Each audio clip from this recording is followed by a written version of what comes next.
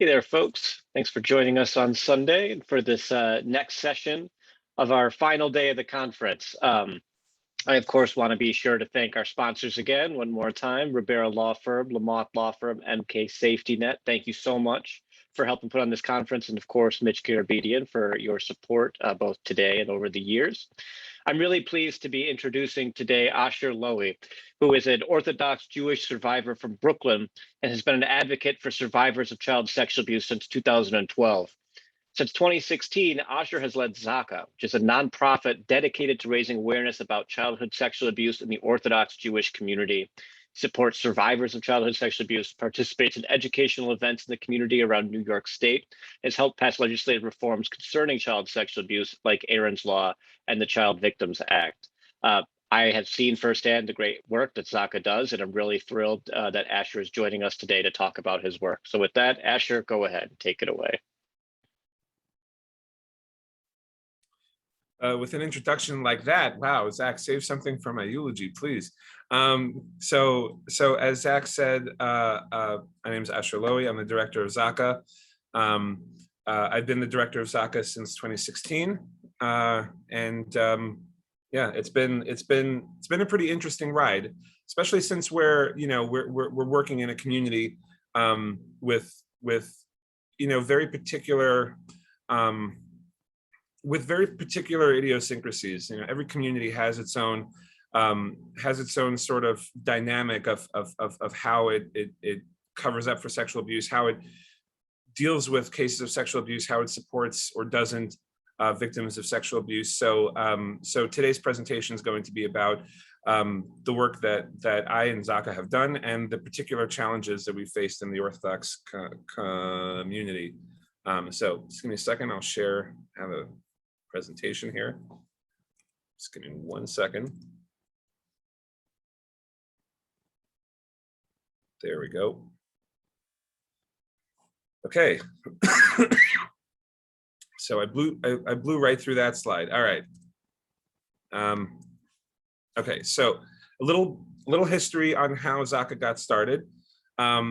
ZA'AKAH was originally founded in 2012 by 5 members of an organization called Footsteps that assists members of the Orthodox community who are looking to transition out of it. At the time, there was an event that was happening in the community where many communities that comprise the Orthodox Jewish community were coming together at Citi Field, which, for those who are not familiar, where the New York Mets play, they were coming together there to essentially ban the internet, to declare the internet banned. And this group of people felt that if the community has has the money and the resources to spend it on something like banning the internet, something as asinine as banning the internet, yet aren't really dedicating anything to survivors of sexual abuse, and are actively preventing people from reporting sexual abuse in the community, that this event deserves to be protested. About a month or two before the actual event happened, there was a sex abuser in Williamsburg, Brooklyn, who was working as an unlicensed therapist, and he was sexually abusing a girl who had been sent to him because she'd been acting up in school. The girl was 12 at the time, and the school said, you can't come back to school unless you go get treatment from this guy. And he was sexually abusing her. And at the time of his arrest, the community, rather than rallying their support around the victim, held a communal fundraiser for this guy. So I had not yet been involved with ZA'AKAH, but I knew the organizers of that protest and of the internet protest, and I approached them and I said, look, you've got this infrastructure in place to protest this event, but there's this fundraiser happening. Can you take all of the people who are prepared to help protest the internet gathering and go protest this fundraiser? And they did. It was the first protest of its time. Within 18 hours, they were able to organize a protest that had about 150 people who participated. It was outside of the wedding hall where the fundraiser was taking place. The community ended up raising about $500,000. which they tried to use to bribe the husband of the alleged victim. Well, actually, he was convicted. The husband of the victim to take her and go to Israel and drop the case against the abuser. He said no, so the $500,000 went to pay for his lawyers. The perpetrator ended up being convicted and sentenced to 103 years in prison. He's currently still serving a sentence, and his appeals were denied. After that case, there were a number of protests that were held against the community. ZA'AKAH then pivoted to get involved in the district attorney's race against Joe Hines. I won't go into that history, but anybody who's been around for a while knows that Joe Hines was no friend of sexual abuse survivors. And then slowly they sort of ran out of things to do, and the organization kind of petered out around 2015. In 2016, I was getting involved in the New York legislative campaign for a PAC that was being started to support candidates who were explicitly in favor of the Child Victims Act. So I was working on the digital ad campaigns for that PAC, and the board of ZA'AKAH saw the work I was doing and said, look, we aren't doing anything with this organization. Why don't you take it over? So in 2016, I assumed the directorship of ZA'AKAH. And since then we've worked on things like the Child Victims Act, on Aaron's Law, on raising awareness. We also have a weekend and holiday hotline for people who are experiencing any sort of distress. They can give us a call. It's a peer support hotline. We operate 24 hours on any days that we're open. So day or night, we're available for people, whether they're survivors or whether they're just going through a mental health crisis. And we continue to work on legislation that's designed to either prevent sexual abuse or secure justice for survivors. So one of the things that's always been at the core of our principles here at ZA'AKAH has been that it was a lesson I learned while working at a drop-in center. This was a drop-in center for at-risk kids, many of whom had been sexually abused. I think it was like 85 or 90% of them had experienced sexual abuse. And the director of the drop-in center, a guy by the name of Chaim Glines, repeatedly instilled this lesson in me, that the second an institution becomes more important than the people it serves, it no longer deserves to exist. And that means that, you know, when a school, let's say, receives an allegation of sexual abuse against one of its teachers, and its first concern is, well, what's this going to do to our reputation? What's it going to do to our fundraising? What's it going to do to our programming? That institution no longer has a right to exist. Not that institutions ever have a right to exist, but that it loses its mandate to exist in that moment as far as activism should be concerned. Our duty always has to be to the survivors, to the people who these institutions are supposed to be serving. And that's also true of institutions that exist to serve survivors of sexual abuse, like ZA'AKAH. And that's why another one of our operating principles is that we maintain no alliances, that if somebody alleges sexual abuse against somebody who's close to our organization, we treat them the same way as we do anybody else. And we treat that survivor the same way we would any other survivor. And we provide the same resources and we help them in the same way that we would anybody else. Because an institution and any organization always has to function with the perspective that the only reason why it exists is the people it's serving. And if it forgets that, it shouldn't exist anymore. So that's always been our guiding principle. So I'll just give a brief rundown of what we do. We raise awareness through social media, demonstrations, and traditional media of the prevalence of sexual abuse in the community. We've done this through protests. We've done this through interviews. We've done this through me posting on social media, our volunteers posting on social media, through personal interactions on the streets. Any way that we can, we try to raise awareness of the problem and its severity. We host educational events for parents and teachers on prevention, recognizing signs of improperly responding to suspicion or disclosure of sexual abuse. We've had a number of these. Events where we'll just announce to a community that we're coming there. We're going to hold an event. If you're curious about how this works and how to help your child or how to be a better teacher, how to prevent it, how to recognize it when it happens, and how to properly report it, we cover all of that. We educate survivors about their rights under the law. So, when the Child Victims Act passed, we had a number of educational events that we participated in partnership with other organizations or on our own, informing survivors of their rights and doing our best to get the word out there that there's now more access to justice for survivors. We advocate for legislation aimed at preventing sexual violence and securing justice for survivors. Aaron's Law and the Child Victims Act were two very good examples. We also worked as part of a coalition that ended child marriage in New York this past session, and we're working on a number of other pieces of related legislation. We also provide trusted mental health and legal resources for survivors and their families. So there are a lot of resources out there. We don't have to reinvent the wheel, but because there are so many organizations out there, some better, some worse, some more reputable, some less reputable, a lot of survivors they find it overwhelming what to do in the aftermath of a sexual assault, or if a parent finds it overwhelming in the aftermath of a disclosure. So what we do is people call us up and we listen to their stories, we hear what they need, and then we try to direct them in the direction of a resource that best suits them. We also provided lawyers for survivors who are looking to file under the Child Victims Act. And like I said, we operate a peer support hotline on the Sabbath and Jewish holidays for people who are mainly for Orthodox Jews, but it's open for anybody. On the Sabbath and Jewish holidays, typically any use of electronics is forbidden. There are exceptions in Jewish law for cases where someone's life is in danger. This includes mental health crises. So we provide a resource for people who feel that they need to reach out on these days where they otherwise wouldn't have anybody to talk to electronically. Oh, sorry, my slide is stuck. There we go. Okay, so just to give an understanding of the Orthodox community, what I'm talking about when I say, we advocate for survivors who are Orthodox.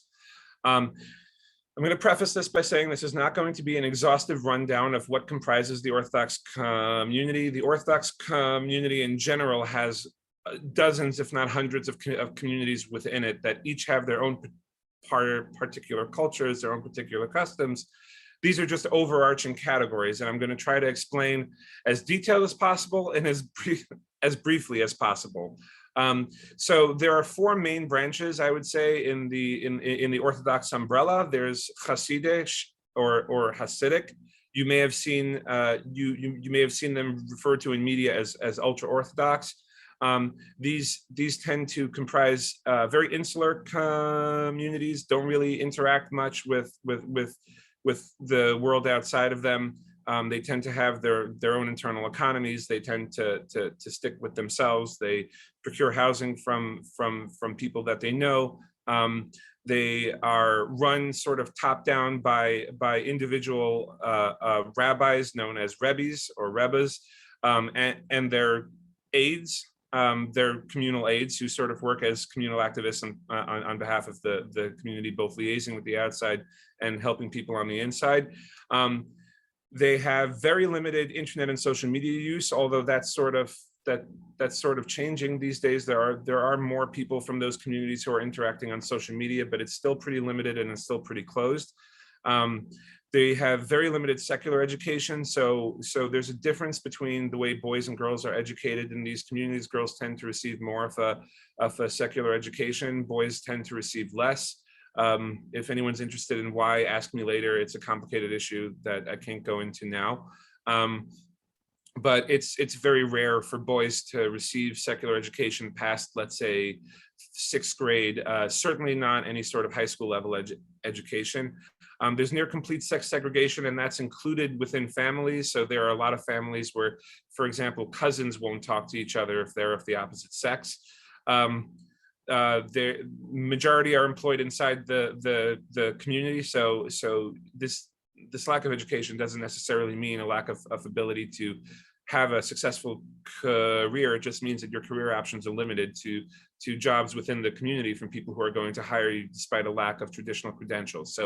So this tends to have an impact on survivors of sexual abuse, because if one of the rules of the community are that you can't ever report sexual abuse to the authorities and you depend on the community for your employment, if you report sexual abuse anyway, it's quite likely you won't be able to find employment within the community. And if you leave the community, you're left on the outside without a traditional education. There's a hyper focus on modesty as well. So women and girls are expected to cover up as much as possible at all times. This includes in the house as well as outside of the house. So to give an example, there are certain sects that require that when girls are inside of the house, they don't go barefoot. They wear socks. They still wear long skirts, no pants, no tight fitting clothing, anything like that. They're expected at all times to maintain these modesty standards. And most of the news comes from censored sources. So these are media sources from within the community, things like WhatsApp groups, trusted individuals who pass along news in a digested sort of way for people to understand, that gets passed around social media or newsletters or websites that are curated and censored by a designated rabbinic censor. Moving on to yeshivish, this would also be included in ultra-Orthodox, but these are a little bit different. It's going to be a little bit difficult to explain the nuances of where these groups kind of branched off from each other, but so if anyone's interested, ask me later, but I can't get into that now. It would take way too much time. They're slightly less insular. Most of them speak English as their first language, whereas in the Hasidic world, a lot of them don't speak English as their first language. So they're less insular. They're led by community rabbis. So your affiliation with either the school that you went to growing up or the synagogue that you attend, that's the rabbi who you would most likely take your guidance from. But that rabbi himself takes his guidance from Gedolim, and that term basically means like, grand rabbis or I don't know if an equivalent outside of the Jewish world, so I can't give a direct translation, but basically there are rabbis who are recognized within this community to be sort of top level rabbis. So when there's a question that can't be answered by your local rabbi, he'll consult with these rabbis, or if they issue guidance, your local rabbi will generally take it into consideration. They have less restricted internet and social media use, but they still advocate against it. So these communities, for example, in the schools, in schools, they require parents to sign letters saying that they don't use internet, or that if they do use internet, it's filtered, that the kids don't use internet, that the parents don't use social media. There is more social media use in this community than in the Hasidic world, but it's still restricted. They receive secular education, both the boys and the girls. The girls tends to be better. The boys do receive a K through 12 secular education, but it tends not to be prioritized by the schools. So I was in such a school I was in such a school as a child, and it was deprioritized, as within the school. We knew that the school didn't particularly care if we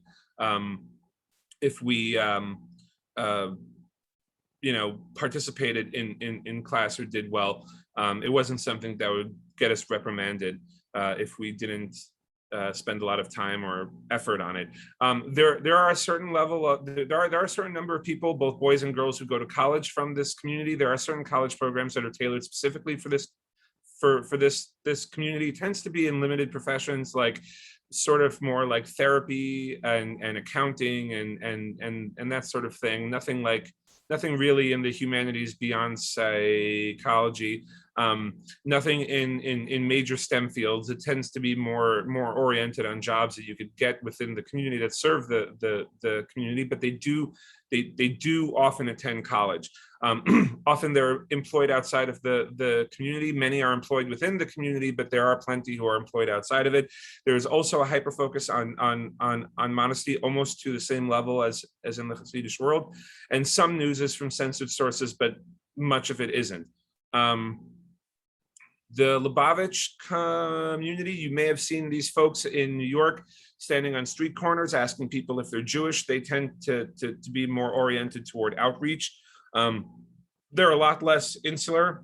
Depends on which community you live in there. Also a complicated topic that I can condense in a few minutes. If anyone's curious, ask me afterwards.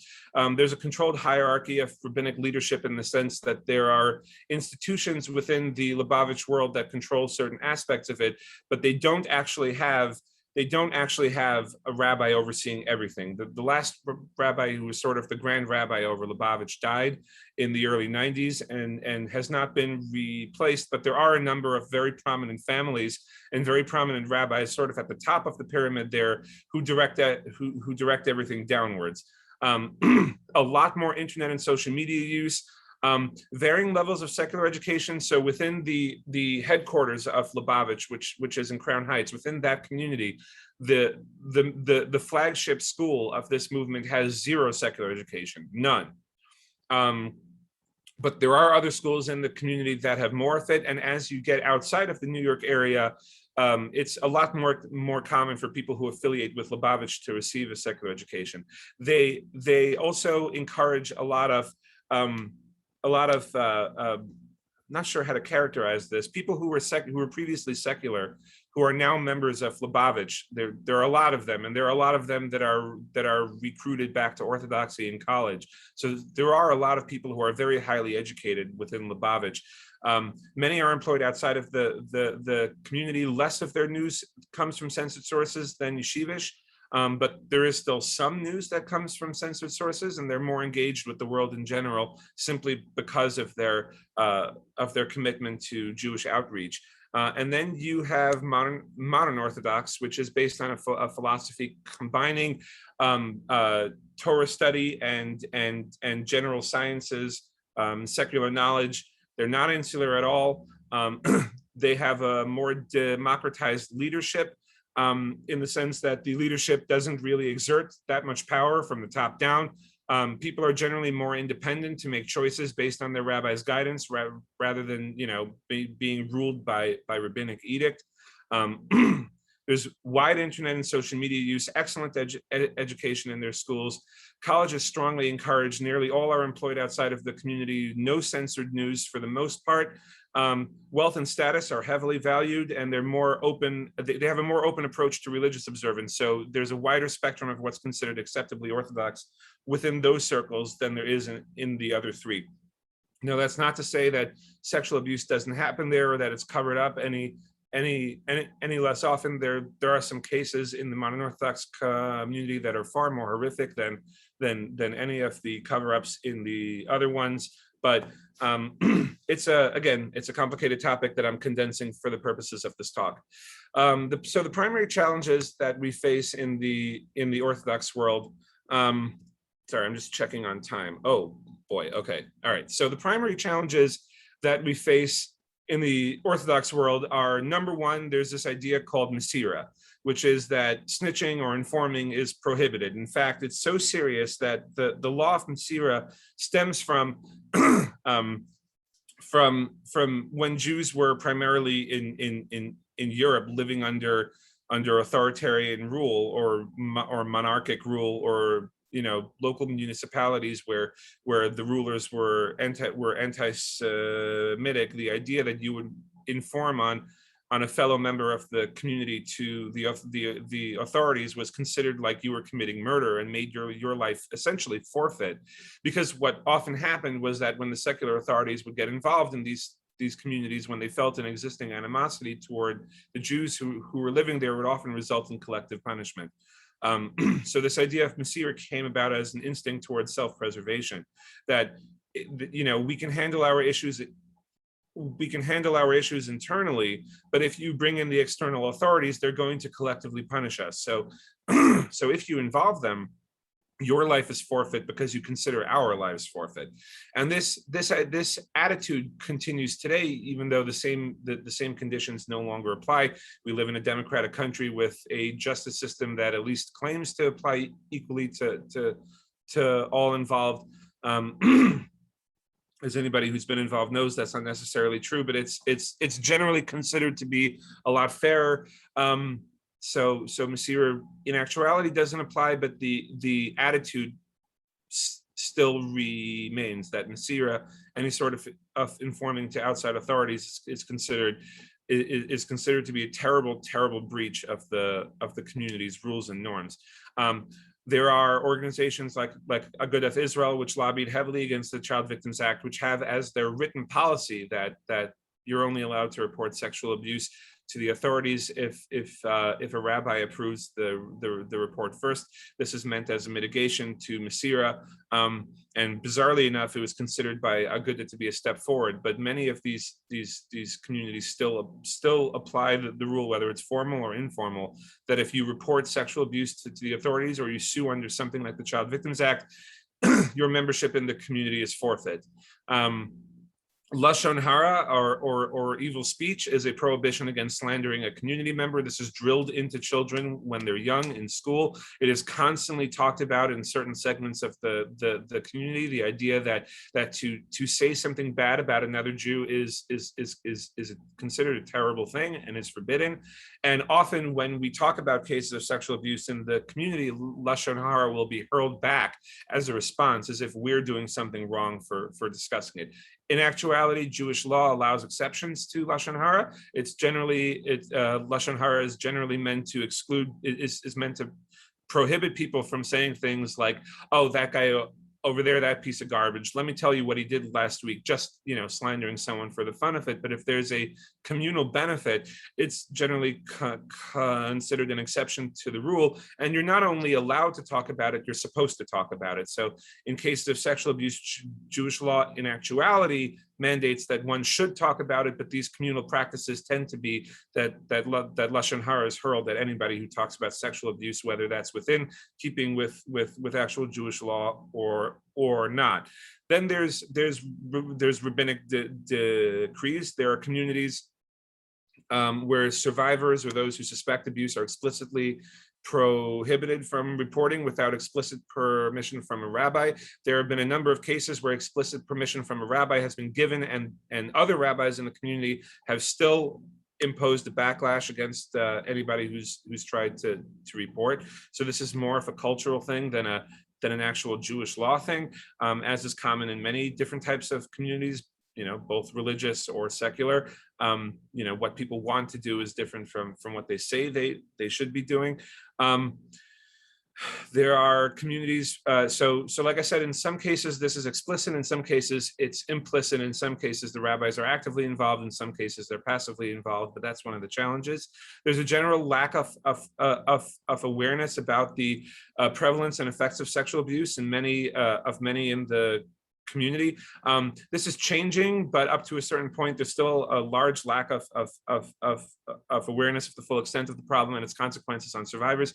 I can give you an example. There's a Child Victims Act case that was filed that we recently publicized against a very, very popular motivational speaker and an inspirational speaker in the community, and she's been going around in the week before Rosh Hashanah and Yom Kippur, giving speeches at communities. And there are members of my organization who have been trying to publicize this and trying to raise awareness so that people avoid these speeches, or at least pressure the people who are running them to giving her up as a speaker. And one of the messages we got in response was, sure, she's a sexual abuser, but people contain multitudes, someone could be an abuser and still have a lot of meaningful things to say about life. I don't think, and just because someone abused a child doesn't mean that they shouldn't have a place in the community. Maybe they have something to offer us. They don't have to be in touch with kids, but they should be speaking as a motivational speaker, which I think everybody watching this can agree is absolutely insane. But this is one of the things that comes from a lack of awareness of the severity of what sexual abuse entails. There's insularity. There's an innate sense of obligation to protect the community from attack, which often results in communities turning on survivors who disclose abuse. I spoke about this in the Masir section. The community constantly feels aggrieved anytime sexual abuse is discussed, outside of it or inside of it. If there's news coverage, it's considered anti-Semitism. If there's a case filed, it's generally it's considered someone who was left. Who has left the community, who's bitter, who's trying to get revenge against the community that they're angry at. There's institutional cover-up. Using all of the above as leverage, institutions will often protect themselves at all costs. Because of these intense enmeshments in many areas of the community between the institutional and the individual, the full weight of institutional and communal power will be brought to bear on anyone who accuses a community member of sexual abuse to protect the community's image. So any Catholics in watching will recognize this immediately. There's an enmeshment of the institutional and the individual. The sort of framework that governs the Orthodox world, especially as you move toward the further right wings of the Orthodox world, has an interest in preventing serious discussion or addressing sexual abuse. And that means that regardless of whether the accusation of sexual abuse is made against an institution or an individual, because stamping out any discussion or acknowledgement, real acknowledgement of sexual abuse is integral for their maintenance of power, any report of sexual abuse, whether it's on the part of an institution or an individual, has to be fought by the community, because the institutions that create the framework of the frameworks of power in the community are threatened anytime a case of sexual abuse is reported.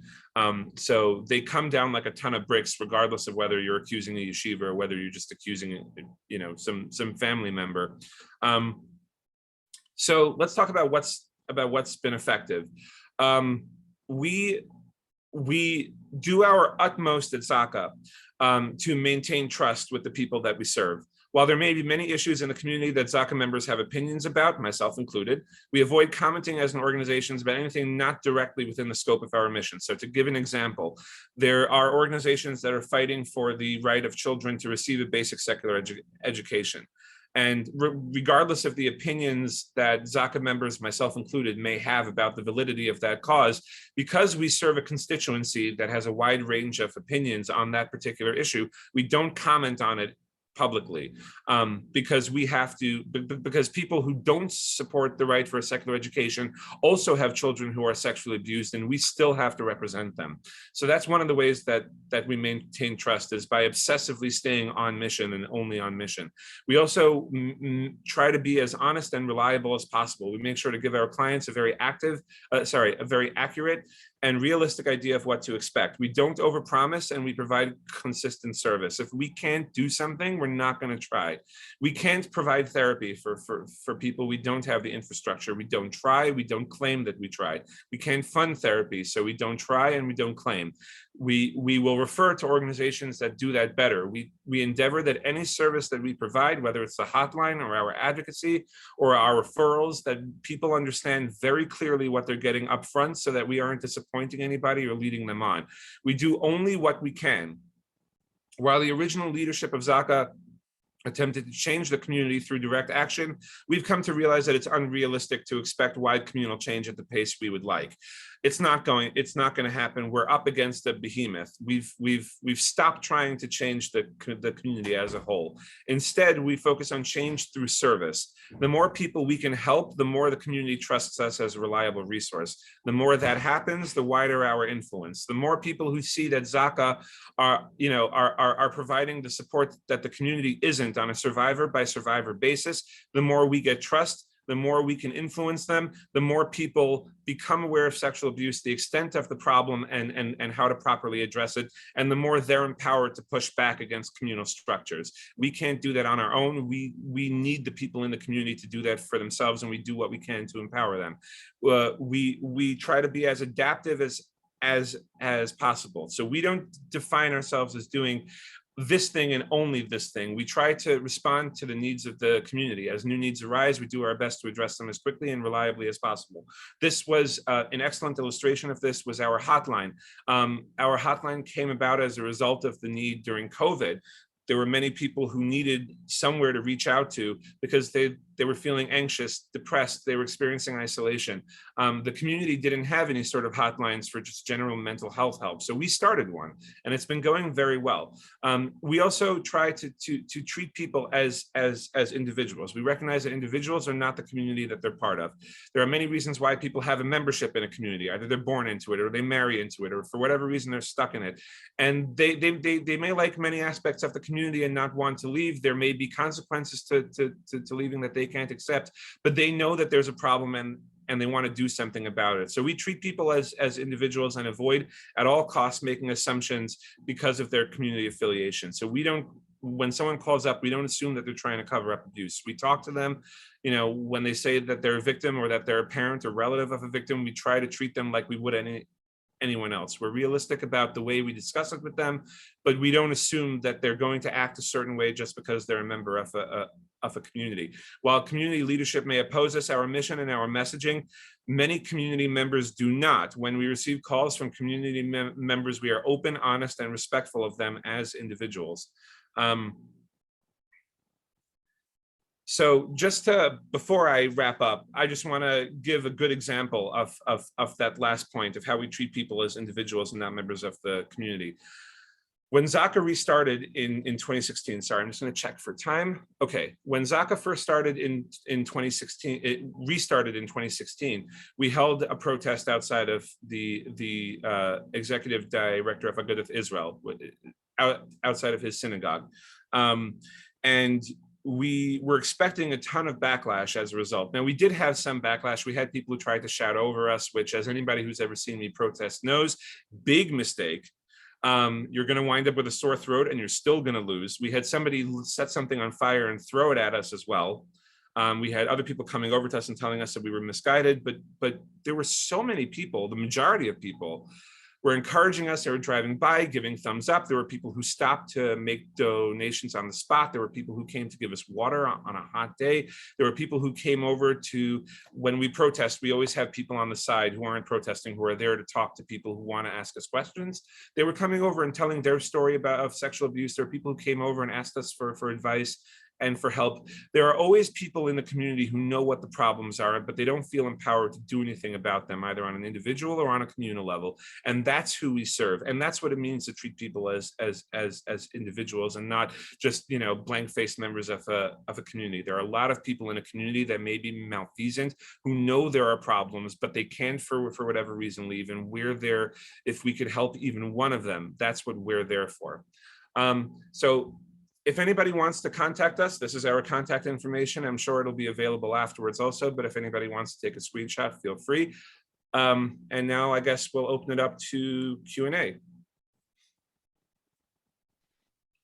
Thanks much for that presentation, Asher. That was so incredibly informative. I like how you distilled all of that, the differences between the different groups out. I thought you did a very fantastic job taking a very complex situation and wrapping it up. So thank you for that.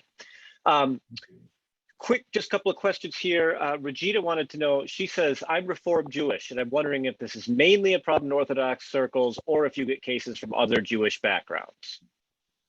Sure, yeah. So we focus mainly on the Orthodox community, and the reason why is because in more religiously leftward branches of Judaism, people feel more empowered to reach out to existing secular resources. That said, we do occasionally deal with cases from conservative or reform. This isn't a particularly Orthodox Jewish problem. What's particular to the Orthodox community is the manner in which the cover-up happens. There are communal and cultural factors that make the community have specific needs when it comes to addressing sexual abuse. But there are definitely cases that come up in conservative and reform, and we've dealt with a number of them. That is a good example. This one's, I'm going to jump questions because this one seems like a good follow-up. But in the more Orthodox communities that provide limited education or secular education, as a child grows up with limited skills and knowledge of quote unquote the world, how do you help transition or remove an abused person from that kind of community safely? So there are a number of organizations that work on this. There's one organization, for example, that helps people transition from, let's say, the more right-wing part of the Orthodox umbrella to a more leftward, a more religiously leftward and open part of it. If that's what, there are some people who don't want to leave Orthodoxy, but they do want to leave the community that they come from. So there are organizations that can help them make that transition. There are also organizations for people who want to leave Orthodoxy altogether. And so there's one particularly good organization that's existed for a while, known as Footsteps, that helps people make that transition. And they provide help receiving education. They'll provide people with help getting jobs. They'll provide people counseling. They'll give people scholarships, give them GED courses, tips on resume writing, the kind of things that you need when you leave a community like this and you don't have the ability to just yourself transition easily into the general secular world. It's wonderful to know that those organizations exist, and yeah, building linkages seems like a great thing. There's one question I'm going to end on. I'm going to skip that one really quick. Do the rabbis or other authority figures in the communities in which you work, do they have a specific set of rules they follow or a handbook that they seem to use in handling sexual abuse cases? This is probably referencing the handbook that you see the Catholic Church use, right? Yeah, my people are a lot less organized than the Catholics are. We have a lot less. The Catholics have 2,000 years worth of paperwork. We don't.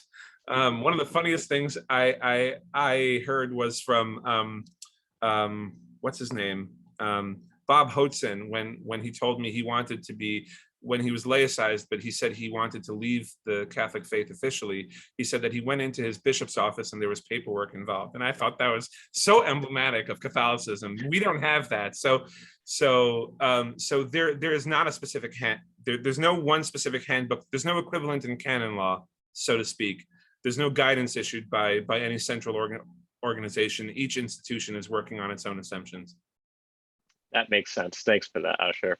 And then I love this question from Mike. It's sort of a two-parter, but is the censorship or minimizing of claims, is this based on a perceived misrepresentation or half-truths? And then there's a follow-up question, which I love and think everyone here can benefit from.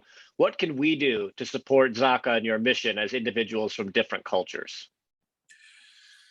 Okay, I'm glad I have that up on my screen because I'd forget each part. So the censorship or minimizing is interesting.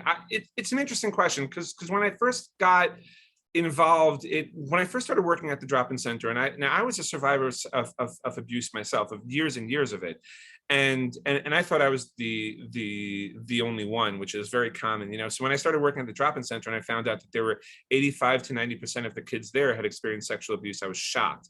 And one of the things that really shocked me was at the time I was still yeshivish, I was still very much in there. And I just couldn't believe that these rabbis at the top, like, I couldn't believe that they knew the extent of the problem. They knew what the problem was, that they knew what sexual abuse entailed, and that they still did nothing.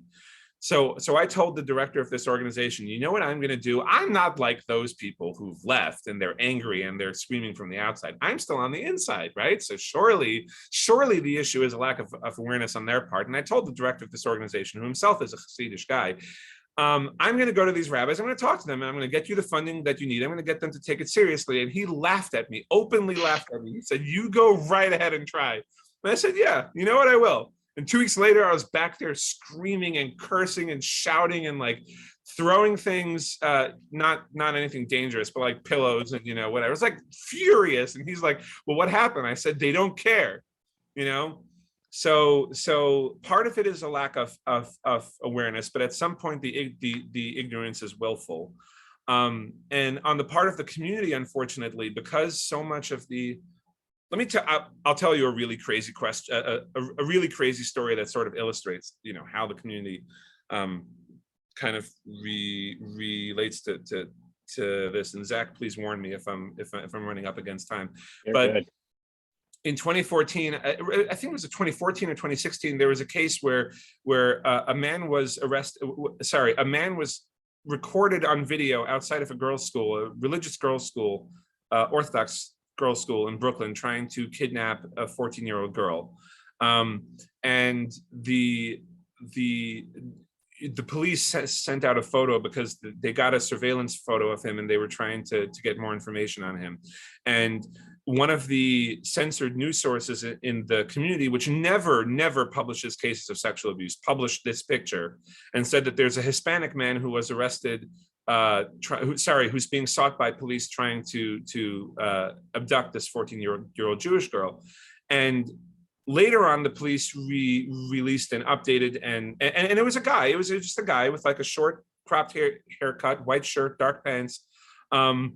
And when the police released the enhanced photo, what you could sort of make out was the kippah on his head.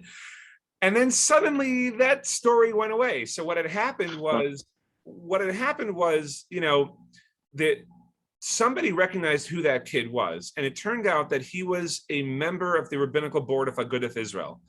And what had been going on was he was 21 or 22 and he was carrying on a sexual relationship with this 14-year-old girl.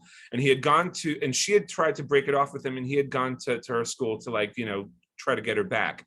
And as soon as his face was recognized, the rabbi whose grandson this was alerted. He called the editor of this news source, told him to take it down, and then immediately launched a pressure campaign against the girl. Wow. He knew who she was because he asked his grandson, "Who have you been having sex with lately?" You know, so in that case, clearly it wasn't a lack of awareness that was the problem. It was a concerted effort to cover it up.